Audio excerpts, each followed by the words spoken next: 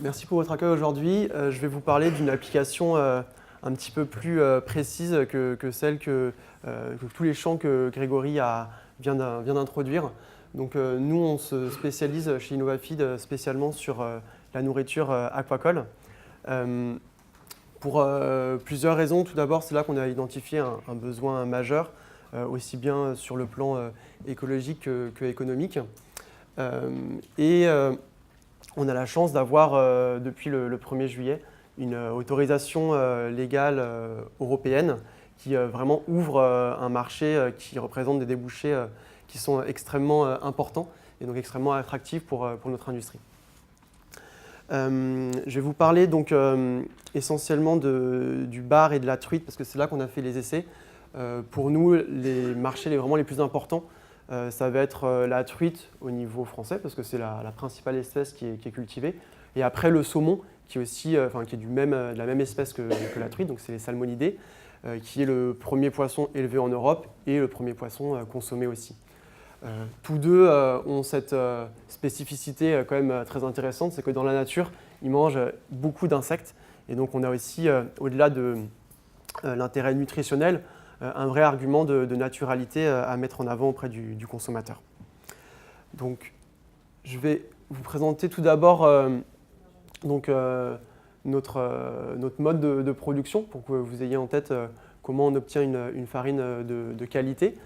Et ensuite, je détaillerai donc les essais qu'on a menés sur ces espèces-là. Donc, tout d'abord, nous, on a un modèle de production qui est un tout petit peu différent d'Entomofarm. Donc, c'est intéressant de voir qu'il y a un peu de la diversité aussi dans les approches. Nous, on va internaliser en fait toutes les étapes pour assurer un contrôle et une traçabilité maximale sur notre mode de production. Donc, ça démarre bien sûr la préparation d'un substrat nourricier. Ensuite, on va avoir donc notre élevage d'insectes. Là aussi, ce sont sur les larves qu'on travaille et on a des adultes. Donc ici, nous, c'est la mouche Hermesia illucens, aussi connue sous le nom de mouche soldat noire, qui sont là juste pour donner des œufs, donc c'est des reproducteurs, mais on travaille vraiment sur la larve. Ensuite, il y a une étape de transformation qui a été assez largement évoquée ici et qui permet de séparer d'une part de l'huile d'insecte et d'autre part de la protéine. Les applications, donc c'est en ce qui nous concerne essentiellement la pisciculture, mais il y a aussi des possibilités intéressantes, soit sur d'autres animaux terrestres, notamment pour les graisses, et en pet food. Donc ça, c'est juste quelques éléments que je voulais vous partager sur comment obtenir une bonne farine. Finalement, on se rend compte que c'est comme la plupart des élevages, il faut commencer par avoir déjà un bon substrat, parce que l'aliment qu'on donne à manger à nos animaux détermine grandement leur qualité. Je pense que c'est du bon sens. Ensuite, il y a une dimension sélection. Et donc là aussi, c'est toutes les étapes qui ont déjà été faites en poulet, en porc, sur les dernières dizaines d'années. Mais en fait, en insectes, ça va être exactement la même chose. Il va falloir affiner les espèces et les souches pour arriver vraiment à des rendements intéressants. Et dernièrement, l'étape de transformation, parce que c'est elles qui vont avoir un impact déterminant sur la qualité, la digestibilité des farines qui sont produites. On a vite fait de dénaturer les protéines si on les chauffe trop fort, par exemple. Donc, quelques points de détail. Donc, sur le substrat, tout d'abord, ce qui est important, c'est d'avoir du substrat qui est végétal. Donc ça, c'est vraiment une donnée réglementaire que l'Europe nous a communiquée au travers de la réglementation du 1er juillet 2017. Ensuite, c'est travailler sur ces différents aliments végétaux pour pouvoir améliorer le taux de conversion alimentaire. Donc c'est un élément clé de la compétitivité.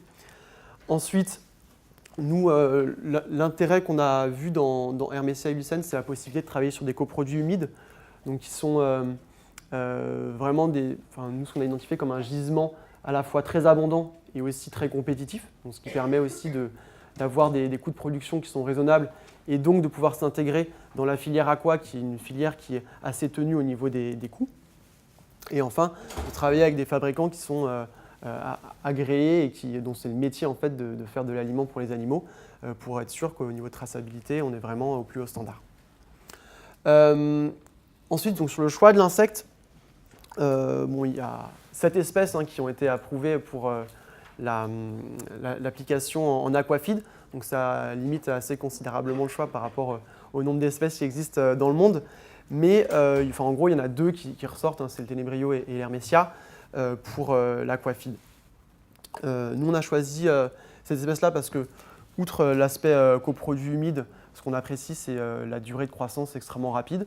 Mais c'est un débat qui peut tout à fait être ouvert entre les différents entrepreneurs.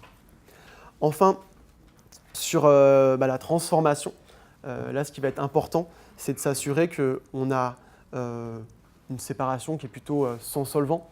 C'est un petit peu moins dans l'air du temps aujourd'hui d'utiliser des solvants pour dégraisser.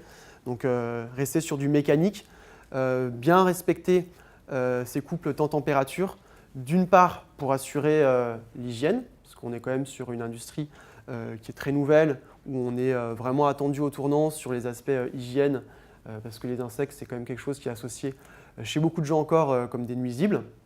Donc c'est impératif que tous les opérateurs dans le domaine soient extrêmement vigilants sur les aspects bactériens. Et ensuite, quand même respecter des compromis, parce qu'il ne s'agit pas de surchauffer au risque de dénaturer. Quelques mots sur le modèle qu'on souhaite mettre en place avant que je rentre dans le vif du sujet. Donc nous, notre vision, en visant vraiment la filière aquacole, c'est d'essayer de faire le pont entre deux filières qui coexistent aujourd'hui en France, qui sont la filière agriculture terrestre. La France est un des pays les plus avancés, enfin les plus développés en tout cas en termes agricoles, et la filière aquacole. Aujourd'hui, c'est des filières qui interagissent moyennement et qui ont encore recours à la farine de poisson pour nourrir un certain nombre d'espèces.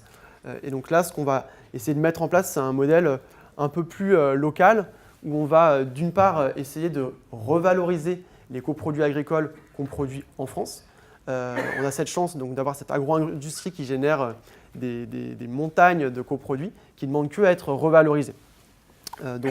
Grâce à l'insecte qui agit comme un bioconvertisseur, on va pouvoir extraire et générer de nouveaux nutriments qu'on va pouvoir réinjecter dans la chaîne de valeur. Donc l'intérêt, c'est qu'on va pouvoir substituer de la farine de poisson qui, pour une large part, provient du Pacifique Sud, donc qui est importé de loin et qui génère aucun emploi en France. Donc là, on a l'opportunité de faire des choses sur notre territoire grâce aux atouts qu'on a et de générer donc de la valeur ajoutée, notamment sur des bassins agricoles qui, on le sait, il y a pas mal de crises qui traversent cette industrie. L'intérêt d'être positionné en France aussi, c'est qu'on va aussi générer donc, nos propres coproduits, donc qui sont plutôt des déjections d'insectes, et qui, eux, peuvent servir de fertilisants. Et donc, on peut s'installer en fait et s'insérer au sein de l'écosystème, et donc d'avoir un modèle assez vertueux en boucle courte. Alors, je vais passer assez rapidement. Donc ça, c'est la farine qui a été utilisée pour faire les tests. Donc c'est une farine d'insectes avec un taux de protéines entre 64 et 68%, un taux de lipides entre 9 et 10%. Donc obtenu de façon mécanique par des procédés qui ont été partiellement décrits précédemment. Ensuite, donc, je fais un petit point sur la méthodologie obtenue. Donc, nous, on a conduit des essais qui étaient spécifiquement dédiés au calcul de la digestibilité. La digestibilité, ça consiste à prendre la matière première à tester, l'incorporer à hauteur typiquement de 30% dans l'alimentation du poisson et de faire des tests contre témoins en collectant les fécès des poissons avec des dispositifs donc, qui sont, par exemple, celui qui est en photo ici. En fait, les fécès vont se retrouver dans le petit cône en bas. On va pouvoir comparer en fait, entre le taux de protéines qu'il y avait à l'intérieur du granulé et les protéines qui restent, ou les résidus de protéines qui restent en aval, qu'est-ce qui a été digéré ou pas, et par différence, obtenir en fait, la digestibilité de la protéine. Et c'est extrêmement important, c'est fait pour tous les élevages. L'intérêt, c'est de s'assurer que ce qu'on donne aux poissons est bien consommé. Parce que sinon, pour le pisciculteur, il a juste acheté un produit qui ne sert à rien, parce que l'animal n'en profite pas. Et d'autre part, l'intérêt d'avoir une très bonne digestibilité aussi, c'est de s'assurer que les rejets dans la rivière ou dans la ferme aquacole sont minimisés. Parce que mieux il a assimilé, moins il va rejeter. Donc moins on aura de pollution et d'eutrophisation. Donc sur le bar, on a travaillé en quadruplicat avec un dispositif dit de Guelph, donc qui est simplement voilà, ce type de dispositif pour la collecte des fesses. Et on a mesuré donc la digestibilité sur tout un tas de paramètres. Ensuite, donc sur la truite, pareil, quadruplicat pour la robustesse de l'expérience. Et le dispositif est un tout petit peu différent. Donc c'est ce qu'on appelle un dispositif Schubert, qui est un peu plus précis, mais qui est un peu plus sensible à l'eau salée. Donc c'est bien pour la truite en eau douce, mais pour le bar, c'est un petit peu plus délicat. La formulation de l'aliment, donc là, vraiment, l'objectif, c'est de faire un test de digestibilité. Donc c'est un aliment qui ne reflète pas totalement un aliment commercial tel qu'il peut être aujourd'hui mis sur le marché par les fournisseurs d'aliments. Donc les taux de farine de poisson sont un tout petit peu plus élevés que ce qui est aujourd'hui observé sur un aliment en grossissement. Et donc l'intérêt, voilà, c'est de vraiment prendre 30%, de les substituer par l'ingrédient à tester. Et au final, on obtient une formulation qui est vraiment un support en fait, pour les calculs futurs, pour faire les différences entre ce qu'on a donné à manger au poisson et ce qu'il a rejeté. Et tout en bas, l'oxyde d'yttrium, c'est juste un traceur pour pouvoir mesurer en fait, toutes ces différences-là. Donc les résultats que je vous partage aujourd'hui, c'est des résultats moyennés sur les 4 quadruplicats. Donc on a une digestibilité qui est bonne à très bonne sur la protéine et les lipides. Les acides aminés, c'est simplement un zoom sur la protéine et sur l'énergie. Donc vraiment, ce qui va nous intéresser ici, c'est sur les aspects protéines, parce que c'est vraiment ça qui va être valorisé par l'industrie aquacole. Et donc là, on a une digestibilité qui varie entre 87 et 92, on va dire, pour le bar et la truite. Donc c'est des résultats qui sont très bons. Et pour les mettre un petit peu en perspective, déjà c'est en ligne avec la littérature. Nous, on a fait ces tests pour vraiment se rassurer. Mais la plupart des publications scientifiques qui sortent sur le sujet montrent qu'effectivement, les farines d'insectes ont le potentiel pour être extrêmement digestibles du moment qu'elles sont effectivement bien transformées. À titre de comparaison, donc c'est mieux que la plupart des farines végétales qui comportent un certain nombre de facteurs antinutritionnels qu'on peut essayer d'éliminer, mais c'est quand même pas facile. Et les seules farines qui aujourd'hui sont encore un petit peu au-dessus en termes de digestibilité, ce qu'on appelle les LT, qui sont des farines de poisson qui vont être transformées vraiment à basse température pour préserver toute leur qualité nutritionnelle. Mais ce n'est pas le même prix non plus. Donc voilà, ça c'est vraiment les premiers résultats de digestibilité qu'on souhaitait partager avec vous. Derrière, il y a encore bien sûr énormément de choses à faire pour continuer à améliorer et à réduire en fait, les temps de séchage tout en étant suffisant pour le respect des critères microbiologiques. Et ensuite, il y a aussi des essais de performance en cours, parce que, in fine, c'est quand même ça qui va parler à un pisciculteur, c'est de combien de pourcents de plus son poisson va grandir. Voilà. Écoutez, je vous remercie, et si vous avez des questions, je suis là.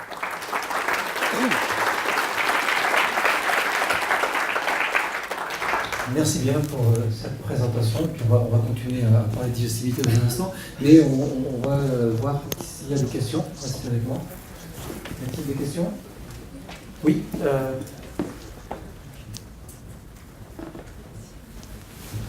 Merci pour votre présentation.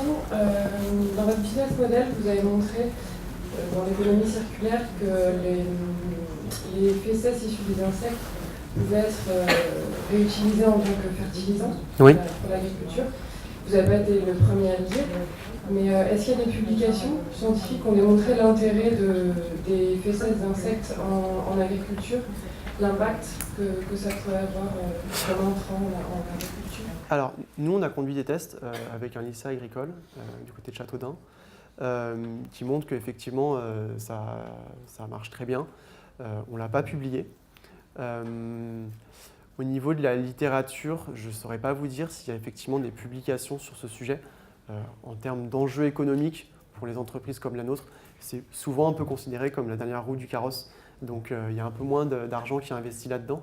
Mais en tout cas, nous, les tests qu'on a faits, à la fois avec Société Agricole et à la fois avec l'entreprise qui va commercialiser nos produits, sont extrêmement concluants. Merci beaucoup pour votre présentation. J'ai une question. Est-ce que tu as mesuré le poids et l'indice de consommation? Est-ce qu'il y a un impact sur le poids et l'indice de consommation? Alors, sur un essai de digestibilité, on ne mesure pas ça. On aurait pu, mais ce n'est pas le but. C'est-à-dire que l'aliment, il n'a pas été formulé pour être isoprotéique et iso-énergie. Et donc, la comparaison pourrait être faite, mais elle ne serait pas pertinente d'un point de vue scientifique, parce que on a vraiment fait une formulation assez, je dirais, brutale. On a pris 30%, on a substitué pour les besoins du calcul. Si demain on veut faire un essai qui est orienté performance, donc on va mesurer taux de transformation et taux de croissance, il faut, pour que l'essai soit, je dirais, scientifiquement robuste, formuler les aliments pour qu'ils soient isoprotéiques, voire même balancés au niveau des acides aminés. Et là, on va pouvoir avoir des résultats qui sont pertinents. Merci beaucoup pour cet exposé. Vous avez parlé de la quantité de fesses produite. Là, vous n'êtes pas assez loin non plus pour comparer vraiment la différence de production de fesses entre les deux formulations. Ah, pour les poissons? Ah, la quantité de fesses qui est ressortie entre les deux. Alors, j'ai pas la réponse à votre question, pour être très franc. Juste, si on s'en tient au résultat, la digestibilité est légèrement supérieure sur le bar par rapport à la truite, laisse à penser que peut-être que la truite a fait générer un tout petit peu plus de fesses puisqu'elle a moins digéré. Ceci dit, je ne suis pas sûr que la différence soit perceptible d'un point de vue poids des fesses. Et je suis encore moins sûr qu'on puisse légitimement comparer entre un bar et une dorade les quantités d'aliments rejetés. Juste une question de béotien. Vous parlez de montagnes de coproduits qui sont valorisables. Je suppose que ces coproduits sont déjà valorisés par ailleurs. Est-ce qu'à terme, il n'y a pas de risque de concurrence, de compétition avec autre chose? Alors, effectivement, on vit dans un monde où il y a rarement des vraies montagnes qui se forment, parce que toute entreprise a l'obligation de gérer ses propres déchets. Simplement, ce qu'on observe aujourd'hui, c'est qu'on a une industrie de l'amidonnerie, de l'éthylonnerie, qui est en plein essor et qui génère donc de plus en plus de coproduits. Or, les débouchés historiques de ces coproduits sont l'élevage plutôt porcin. En France, c'est un élevage qui est en décroissance depuis plusieurs années. Et donc, on a, c'est un fait. Et donc, on a un espèce de disconnect entre cette croissance sur l'amidonnerie, etc., et l'élevage porcin. Donc, ce sont des gens qui vont chercher aujourd'hui des nouveaux débouchés. Les nouveaux débouchés qui existent, ça peut être par exemple de la méthanisation, mais en termes de valeur ajoutée, ça va être plus intéressant pour ces industriels de travailler avec de l'insecte que la méthanisation. L'autre option pour eux, c'est de sécher en fait leurs coproduits. Parce que le problème aussi de l'élevage porcin, c'est qu'il est plutôt situé dans l'ouest de la France. La Bretagne, c'est le gros bassin, tandis que le bassin de production pour les coproduits dont on parle, ou en tout cas nous, en tant qu'InnovaFeed, travaillant sur la hermétia, souhaitons valoriser, sont plutôt situés dans le nord-est de la France. Donc des coproduits humides, c'est du pondéreux, c'est extrêmement coûteux à transporter. Donc aujourd'hui, il y a des bio-raffineries, des usines de transformation, qui sont en train de se poser la question, est-ce que je m'équipe en sécheur? Est-ce que je m'équipe en ligne ferroviaire pour transporter mes coproduits? Ou est-ce que je préfère simplement mettre une unité de production d'insectes directement sortie usine pour valoriser ça? Et donc c'est une réponse, en fait c'est une nouvelle réponse qu'on leur apporte. Et aujourd'hui, ces industriels-là voient d'un extrêmement bon œil l'arrivée de l'industrie de l'insecte parce que ça leur assure un nouveau coproduit. Et ça leur permet d'effacer des volumes du marché qu'ils considèrent, eux, comme en sur-offre. Dernière question. Oui, bonjour. Est-ce que le prix d'intérêt de votre farine, en fait, dans un aliment poisson, est économiquement viable, par rapport notamment à sa compétitivité face à une farine de poisson? Alors, le prix d'intérêt, c'est une notion qui n'est pas un prix, on est d'accord, c'est vraiment l'argent qu'ils sont prêts à mettre, ce n'est pas le prix forcément auquel nous, on va vendre. Aujourd'hui, le prix d'intérêt de notre matière première, je pense, est plutôt comparable aux farines de poisson, sachant que quand on dit farine de poisson, il y a aussi toute une gamme qui varie selon les origines, les grades de qualité, de durabilité, les espèces. Donc oui pour certaines farines de poisson, non pour d'autres.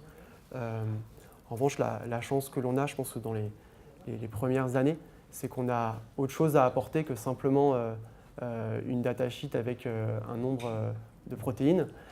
Ce qui est valorisé aujourd'hui aussi par nos clients et les clients de nos clients, c'est le côté durable et le côté naturalité. Donc c'est quelque chose qui est assez difficile à faire entendre à certaines industries, mais au niveau du consommateur, c'est quelque chose qui vraiment fait mouche, si je peux me permettre. Et donc c'est aussi sur ça qu'on mise. Merci encore. Et